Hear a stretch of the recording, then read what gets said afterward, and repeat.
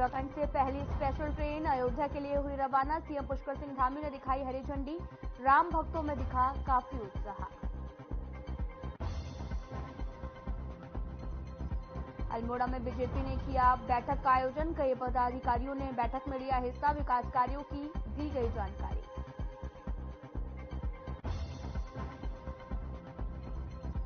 देहरादून में पुलिस कर रही लोगों को जागरूक। यातायात नियमों को लेकर चलाया अभियान। 14 फरवरी तक चलेगा अभियान।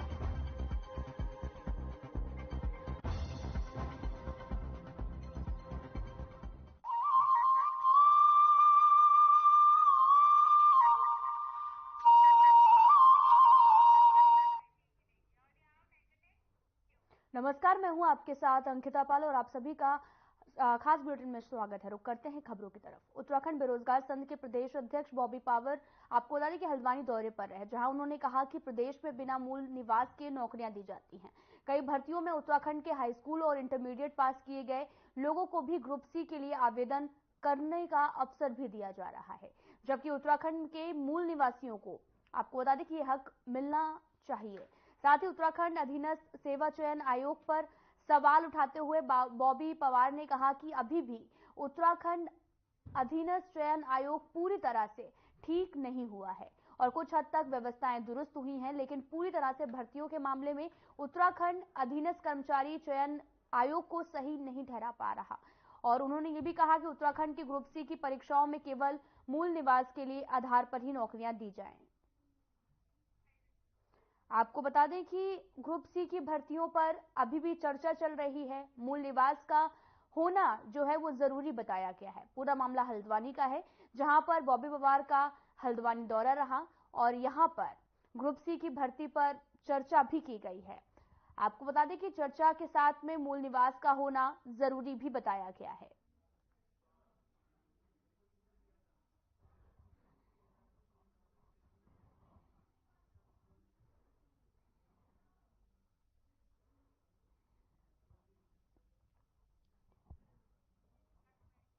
आपको बता दें कि पूरा मामला हल्द्वानी का है, जहां पर बॉबी पवार हल्द्वानी दौरे पर पहुंचे, जहां पर उन्होंने कई लोगों से बातचीत भी की और साथ ही ग्रुप सी की भर्ती पर यह चर्चा भी की गई है। मूल निवास का होना जरूरी भी बताया गया है। उन्होंने कहा कि मूल निवास का होना जरूरी है। साफ तौर पर है कि यहाँ के जो मूल निवासी हैं उनको उनके हक हकूक, उनके संसाधन, उनके रोजगार उन्हें दिलाने की हम कोशिश कर रहे हैं। और खासकर बात यह है कि मूल निवास की यदि बात करें तो उसमें युवाओं को भारी मात्रा में अब समर्थन देना चाहिए, क्योंकि 8 जनवरी 2024 को जो विज्ञापन निकला है उस विज्ञापन में साफ तौर पर कह दिया गया है कि यहाँ समूह गाँव में आवेदन करने के लिए स्थायी निवास और मूल निवास प्रमाण पत्र यदि आपके पास नहीं है फिर भी आप आवेदन कर सकते हैं। तो मुझे लगता है कि यहाँ के ब्यूरोक्रेट्स ने वो रास्ता अपने सगे संबंधियों, अपने बच्चों के लिए निकाला है, जो बड़ा दुर्भाग्यपूर्ण है। अगर इस प्रकार से चीजें चलती रही तो हमारे युवाओं के रोजगार पर कुठाराघात होगा। अच्छा बॉबी, मैं ये कहना चाहता हूँ कि जिस प्रकार से हम लड़ रहे हैं सरकार के खिलाफ, उनके गलत नीतियों के खिलाफ, तो मुझे लगता है कि संदेह होना जरूरी था। संदेह होना लाजमी था कि उन्हें संदेह हुआ होगा कि ये व्यक्ति, इनका संगठन कैसे टिका हुआ है सरकार के खिलाफ, सत्ता के खिलाफ। तो उन्हें लगा होगा कि इन्हें कहीं ना कहीं धन वर्षा हो रही है, इनके अकाउंटों में पैसा आ रहा है। तो उस संदेह के आधार पर उन्होंने हमारी संपत्ति की जांच करवाई है। इस विज्ञप्ति के 29 पेज जो के अंदर में तमाम शर्तें दी जाती है किस प्रकार से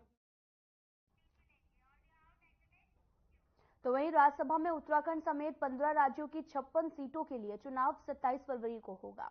आपको बता दें कि मुख्य निर्वाचन अधिकारी वी पशुमुगम ने बताया कि चुनाव की अधिसूचना 8 फरवरी को जारी होगी। नामांकन पत्र 15 फरवरी से भरे जा सकते हैं। वहीं बीजेपी के राष्ट्रीय अध्यक्ष जेपी नड्डा, पूर्व प्रधानमंत्री मनमोहन सिंह, अनिल बलूनी सहित 56 जो निवर्तमान सदस्यों का कार्यकाल है वो अप्रैल में ही समाप्त हो रहा है। इनमें से 50 सदस्य जो अप्रैल को सेवानिवृत्त होंगे, जबकि 6 सदस्य 3 अप्रैल को सेवानिवृत्त होंगे। चुनाव आयोग ने इन सीटों को भरने की प्रक्रिया भी शुरू कर दी है और इसके लिए निर्वाचन अधिकारी के चुनाव कार्यक्रम भी जारी कर दिया गया है और इसके अनुसार 8 फरवरी को चुनाव की अधिसूचना जारी होगी।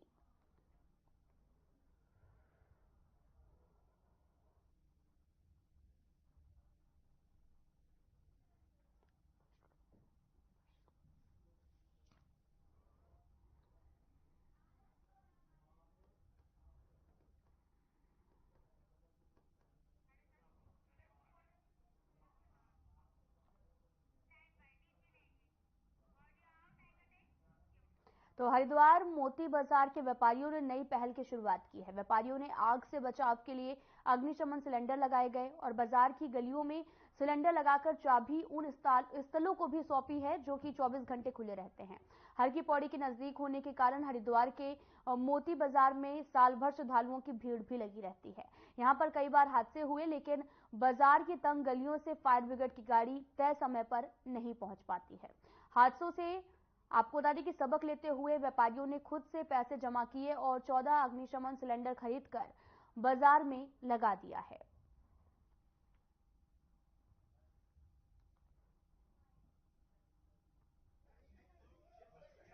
मैं अप्रिशिएट करता हूँ इस स्टेप को, और मैं चाहूँगा कि जितने भी दुकानदार हैं हरिद्वार में, कोई भी दुकान है, सभी अपने यहाँ पर एक फायर एक्सटिंग्विशर ज़रूर रखें और जितनी ज़्यादा पॉसिबिलिटी हो सेफ्टी को बढ़ाएं, क्योंकि आपकी शॉप में जो आग लगे तो वो बराबर में भी फैल सकती है और उससे पूरे मार्केट को भी नुकसान पहुँच सकता है। और मोती बाजार तो जैसे आप जानते हैं प्राइम लोकेशन पर है, सबसे ज़्यादा श्रद्धालु वहाँ पर आते हैं, तो उनकी सेफ्टी की जिम्मेदारी भी हमारी है और जिसकी वो दुकान है उस व्यक्ति की भी है। कितने आने वाले समय में और गलियाँ वहाँ पर छोटी हैं तो हमारे पास बाइक्स वगैरह हैं, बैकपैक सेट्स हैं जो वहाँ पर आसानी से पहुँच सकते हैं। लेकिन सबसे ज़रूरी यही है कि जिसकी भी वो दुकान है, जिसकी भी वो संस्थान है, वो अपने यहाँ पर इतनी व्यवस्था पहले से करके रखें पर्याप्त कि अगर कोई छोटी मोटी घटना हो तो उसको छोटे स्तर पर ही काबू पाया जा सके। मोती बाजार कंजेस्टेड बाजार है, थोड़ा जब फायर ब्रिगेड पहुँचने में देर लग जाती है, इसलिए हमने व्यापारी भाइयों ने एक पहल की है। 14 सिलेंडर हमने पॉइंट चिन्हित करके 14 सिलेंडर लगाए हैं और ये हमारी एक पहल है और आगे चल के हम और बढ़ाएंगे इसको। इसलिए हमने एक थोड़ा पहल करी है कि यहाँ पे फायर ब्रिगेड पहुँचना में टाइम लग जाता है। अभी कुछ टाइम पहले ये बाजार में हमारे एक व्यापारी भाई के साथ हादसा हुआ था, फायर ब्रिगेड आने में काफ़ी टाइम लग गया था, तो हमने इसी को देखते हुए सेफ्टी पर्पज से एक पहल करी है। देखिए, ये पहली बार ऐसा हुआ है कि किसी व्यापार मंडल के द्वारा किसी बाजारों में ये गैस के सिलेंडर लगाए गए हैं।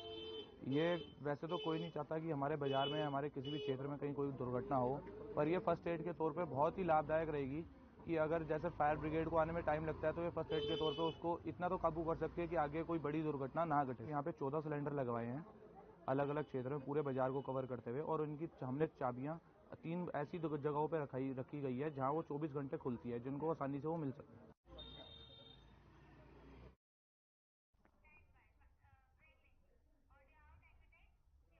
फिलहाल यहाँ रुकते हैं छोटे से ब्रेक के लिए।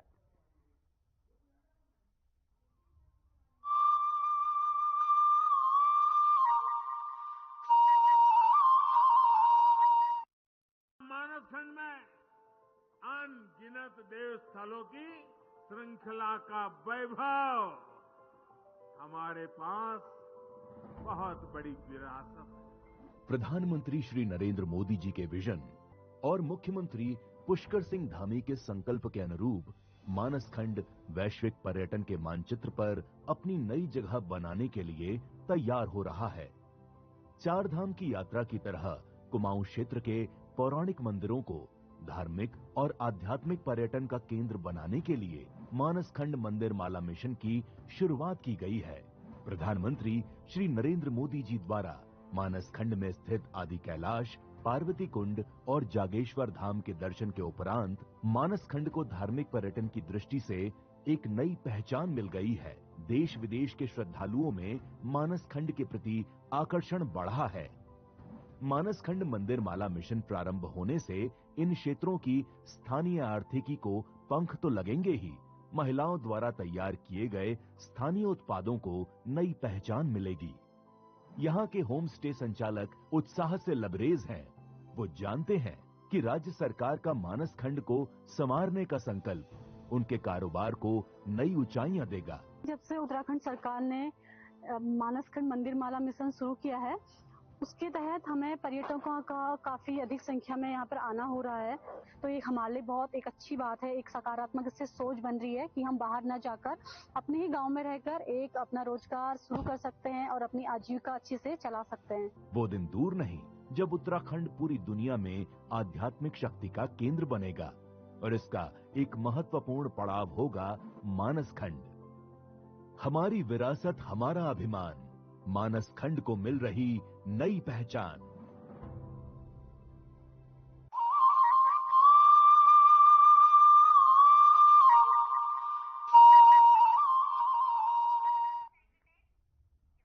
ब्रेक के बाद स्वागत है आप सभी का।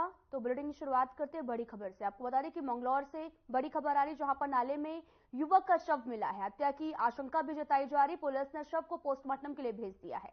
दरअसल शव मिलने से क्षेत्र में दहशत का माहौल है।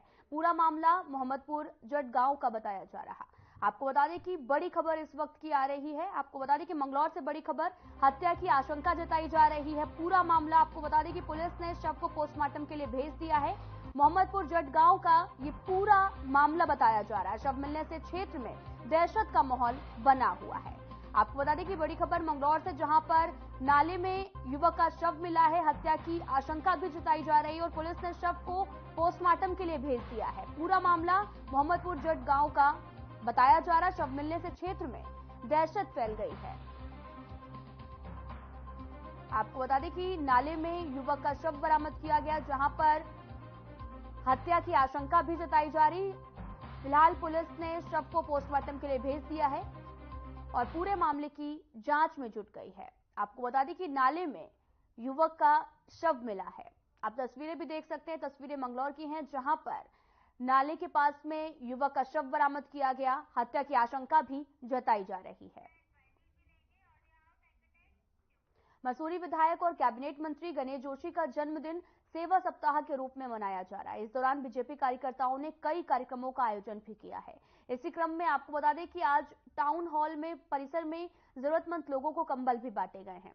इस दौरान बीजेपी महानगर अध्यक्ष सिद्धार्थ अग्रवाल ने कहा कि आज बड़ी संख्या में मातृशक्ति अपने भाई गणेश जोशी का जन्मदिन मनाने के लिए आई हैं। उनकी लोकप्रियता का अंदाजा इसी बात से लगाया जा सकता है कि पूरी विधानसभा में जगह जगह कार्यक्रम आयोजित किया जा रहा है।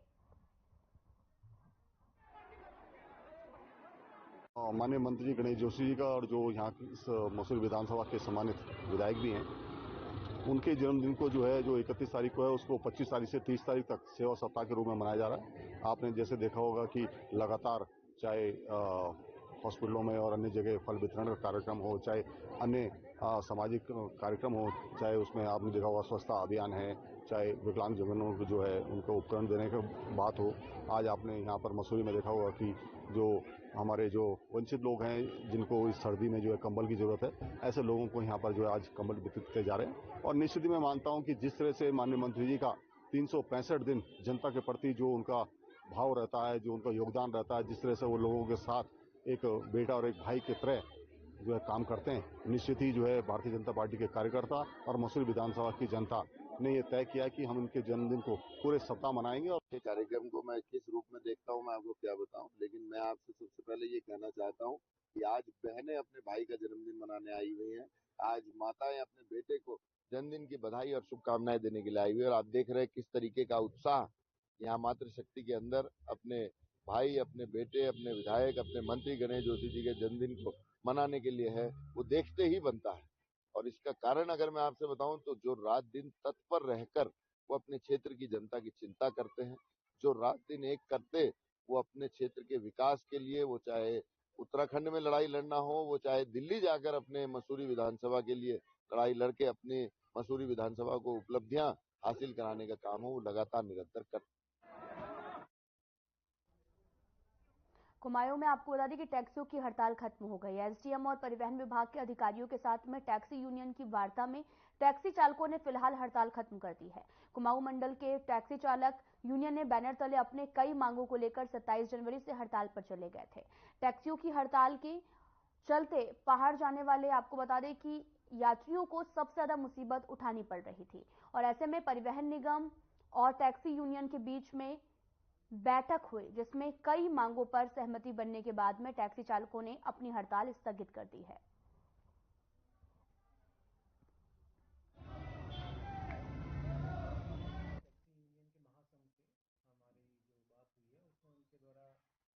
सहमति के बाद हड़ताल को अपना खत्म कर दिया गया है, जिसमें कुछ एक दो मांगे थी कि एक फिटनेस करवाते समय उनका एक आदमी अलाउ किया जाए, चाहे वो ड्राइवर हो चाहे ओनर हो, तो उसमें एटीएस जो सेंटर है उसको निर्देशित कर दिया गया है कि एक आदमी को अलाउ करेंगे। साथ ही उनकी एक डिमांड यह भी थी कि फिटनेस की फीस जमा करने के बाद अगर गाड़ी में कोई प्रॉब्लम आती है और अगर वो नेक्स्ट डे अगर लेके जाते हैं तो उसमें उनको दोबारा फीस देनी पड़ती है। तो इसमें उनको आश्वासन दिया गया है कि शासन स्तर पे बात हो चुकी है इसमें, और इसमें आदेश जारी हो जाएगा और उनको 48 घंटे मतलब 2 दिन का और अतिरिक्त समय मिल जाएगा कि अपनी गाड़ी में अगर कोई दिक्कत आती है उसको ठीक करवा के। सर, हड़ताल फिलहाल के लिए हम लोगों ने अभी टाल दी है, स्थगित कर दी गई है। कुछ हमारी बिंदुओं जो हमारी मांगें थी कुछ पे सहमति बनी है। जो अभी परिवहन विभाग के अधिकारी हमारे साथ थे, हमारे एसडीएम साहब हमारे साथ थे और ऑटोमेटेड फिटनेस सेंटर के जो मैनेजर थे वो भी उस मीटिंग में उपस्थित थे, जिनके साथ हमारी वार्तालाप हुई। उसमें से जो हमारी कुछ मांगें थी उनके ऊपर हमारी सहमति बनी है। अगर वो उसी सहमति पे आगे कार्य सुचारू रूप से चले तो अच्छी बात है, अन्यथा अगर हमारी जो बिंदु जो हमने उनसे वार्तालाप हुई थी अगर उन पे सहमति नहीं बनती है भविष्य में तो फिर हम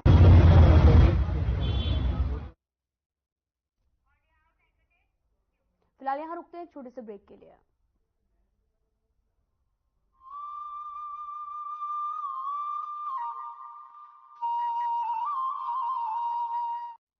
मानसखंड में अनगिनत देव स्थलों की श्रृंखला का वैभव, हमारे पास बहुत बड़ी विरासत है। प्रधानमंत्री श्री नरेंद्र मोदी जी के विजन और मुख्यमंत्री पुष्कर सिंह धामी के संकल्प के अनुरूप मानसखंड वैश्विक पर्यटन के मानचित्र पर अपनी नई जगह बनाने के लिए तैयार हो रहा है। चार धाम की यात्रा की तरह कुमाऊं क्षेत्र के पौराणिक मंदिरों को धार्मिक और आध्यात्मिक पर्यटन का केंद्र बनाने के लिए मानसखंड मंदिर माला मिशन की शुरुआत की गई है। प्रधानमंत्री श्री नरेंद्र मोदी जी द्वारा मानसखंड में स्थित आदि कैलाश, पार्वती कुंड और जागेश्वर धाम के दर्शन के उपरांत मानसखंड को धार्मिक पर्यटन की दृष्टि से एक नई पहचान मिल गई है। देश विदेश के श्रद्धालुओं में मानसखंड के प्रति आकर्षण बढ़ा है।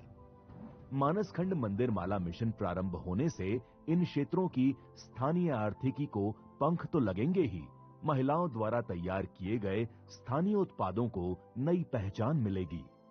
यहाँ के होम स्टे संचालक उत्साह से लबरेज हैं। वो जानते हैं कि राज्य सरकार का मानसखंड को संवारने का संकल्प उनके कारोबार को नई ऊंचाइयां देगा। जब से उत्तराखंड सरकार ने मानसखंड मंदिर माला मिशन शुरू किया है उसके तहत हमें पर्यटकों का काफी अधिक संख्या में यहाँ पर आना हो रहा है, तो ये हमारे लिए बहुत एक अच्छी बात है। एक सकारात्मक इससे सोच बन रही है कि हम बाहर न जाकर अपने ही गांव में रहकर एक अपना रोजगार शुरू कर सकते हैं और अपनी आजीविका अच्छी से चला सकते हैं। वो दिन दूर नहीं जब उत्तराखंड पूरी दुनिया में आध्यात्मिक शक्ति का केंद्र बनेगा और इसका एक महत्वपूर्ण पड़ाव होगा मानसखंड। हमारी विरासत, हमारा अभिमान, मानसखंड को मिल रही नई पहचान।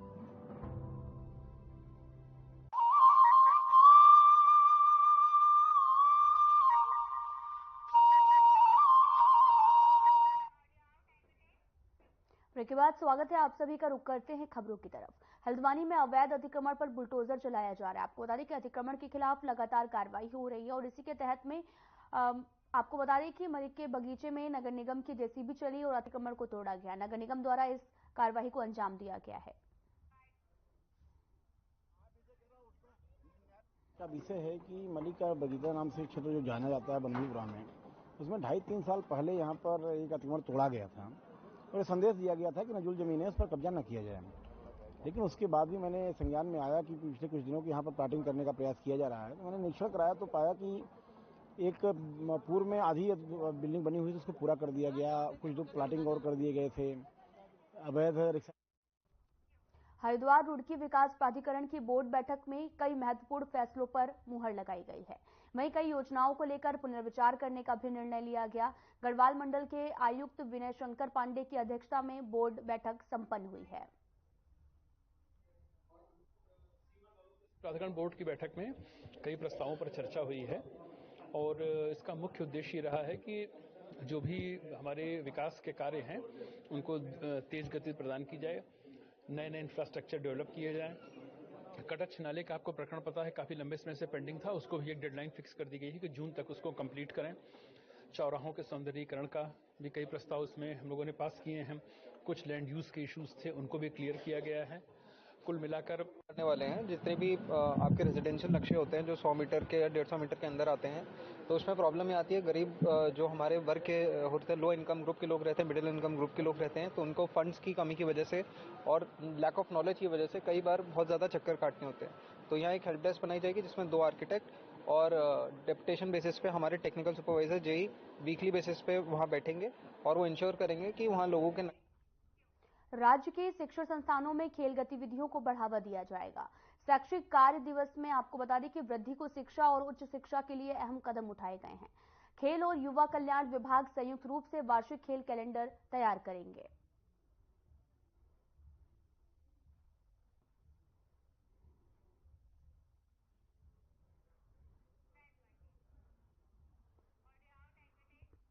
नमस्कार, मैं हूं आपके साथ सोनिया चौहान। हरियाणा की खबरों में आप सभी का स्वागत है। बुलेटिन की शुरुआत करते हैं एक बड़ी खबर के साथ। इस वक्त की आपको बड़ी खबर से रूबरू करा देते हैं। मुख्यमंत्री मनोहर लाल का करनाल दौरा, जनसंवाद कार्यक्रम के तहत सुनी शिकायतें। वार्ड नंबर 11 में आम जनता की सुनी शिकायतें। बड़ी खबर, अहम जानकारी इस वक्त की आपको दे रहे हैं।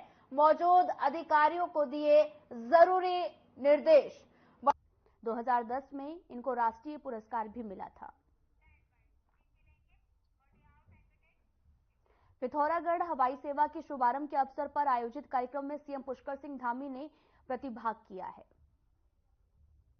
सभी जानते हैं, हम सब लोग जानते हैं कि उत्तराखंड हमारा धार्मिक एवं पर्यटन की दृष्टि से बहुत ही महत्वपूर्ण राज्य है और राज्य सरकार के प्रयासों से श्रद्धालुओं को और पर्यटकों को राज्य के अंदर आवागमन की हर सुविधा मिले, हर प्रकार से उनका यहाँ के देव दर्शन, यहाँ के हमारे धार्मिक स्थानों का, हमारे सीमांत क्षेत्रों का जो ऐसे हमारे पर्यटकों के लिए स्थान है, उन स्थानों पर आना जाना बहुत आसानी से हो, सहजता से हो, सरलता से हो। उसमें अगर सबसे महत्वपूर्ण भूमिका किसी की है तो हवाई सेवाओं की है। अभी आदरणीय ज्योतिरादित्य जी कह रहे थे कि देहरादून से यहाँ आना 11 घंटे तो तब हुआ जब ऑल वेदर रोडें बन गई, और उससे पहले तो लगभग 17 घंटे और कभी कभी 20 घंटे से भी अधिक का समय लग जाया करता था पिथौरागढ़ से देहरादून पहुंचने में, जहां आपकी पढ़ाई हुई। फिलहाल यहाँ रुकते हैं एक छोटे से ब्रेक के लिए।